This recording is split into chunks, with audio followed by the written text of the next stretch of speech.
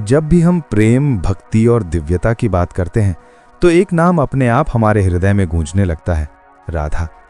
लेकिन क्या आपने कभी सोचा है कि राधा रानी इस धरती पर आई कैसे, उनका जन्म कैसे हुआ और उनका स्वरूप इतना अद्भुत क्यों माना जाता है? आज हम इसी रहस्य को जानेंगे। राधा रानी का दिव्य जन्म। राधा रानी का जन्म साधारण नहीं था। वो कोई सामान्य बालिका की तरह इस संसार में नहीं आई थी। पौराणिक कथाओं के अनुसार राधा रानी का जन्म उत्तर प्रदेश के पवित्र स्थान बरसाना में हुआ था। उनके पिता का नाम था वृषभ भानु महाराज और माता का नाम था कीर्ति देवी।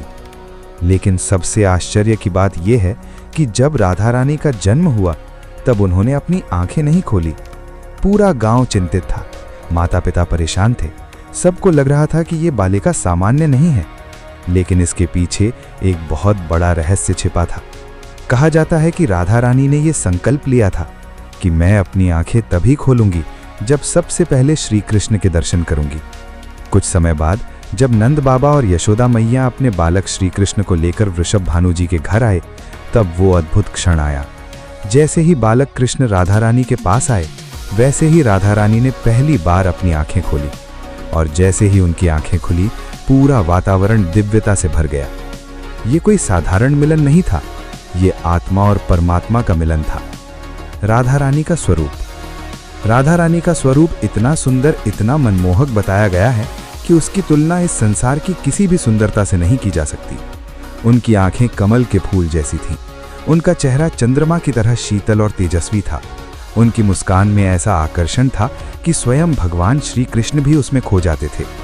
कहा जाता है, राधा रानी की एक झलक पाने के लिए देवता भी तरसते हैं। उनके शरीर से दिव्य प्रकाश निकलता था और उनके आसपास हमेशा एक अलौकिक शांति का अनुभव होता था। राधा रानी लक्ष्मी जी का अवतार। धार्मिक मान्यताओं के अनुसार राधा रानी को माता लक्ष्मी का अवतार माना जाता है। लेकिन यहाँ एक गहरा रहस्य है, क्योंकि लक्ष्मी जी भगवान विष्णु की शक्ति हैं और राधा रानी भगवान कृष्ण की शक्ति हैं। इसलिए जब श्री कृष्ण अवतरित हुए तब उनकी शक्ति भी उनके साथ अवतरित हुई, राधा के रूप में। इसलिए राधा रानी केवल एक देवी नहीं है, वो स्वयं ईश्वर की शक्ति है, उनका प्रेम है, उनका आनंद है। बचपन की लीलाएं। राधा रानी का बचपन भी बहुत ही अद्भुत और लीलाओं से भरा हुआ था।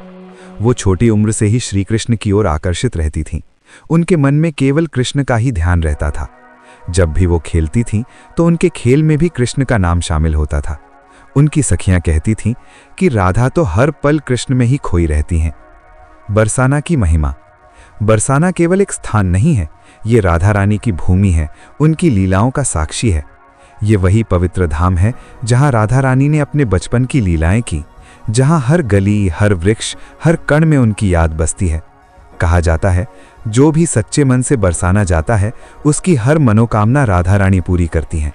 बरसाना की होली, वहां की रास लीला और लाडली जी मंदिर, सब कुछ दिव्यता से भरा हुआ है। भावनात्मक कनेक्शन। सोचिए, एक ऐसी बालिका जिसने जन्म लेते ही अपनी आंखें बंद रखीं और केवल अपने प्रियतम के दर्शन के लिए ही उन्हें खोला। ये प्रेम कितना गहरा होगा, ये भक्ति कितनी सच्ची होगी। यही कारण है कि राधा रानी का प्रेम इस संसार में सबसे ऊंचा माना जाता है। आउट्रो। अब आपने जाना राधा रानी का जन्म और उनका दिव्य स्वरूप, लेकिन ये तो बस शुरुआत है। अगले भाग में हम जानेंगे राधा और कृष्ण का दिव्य प्रेम, उनकी लीलाएं और क्यों उनका प्रेम इस संसार का सबसे पवित्र प्रेम माना जाता है। तो जुड़े रहिए। राधे राधे।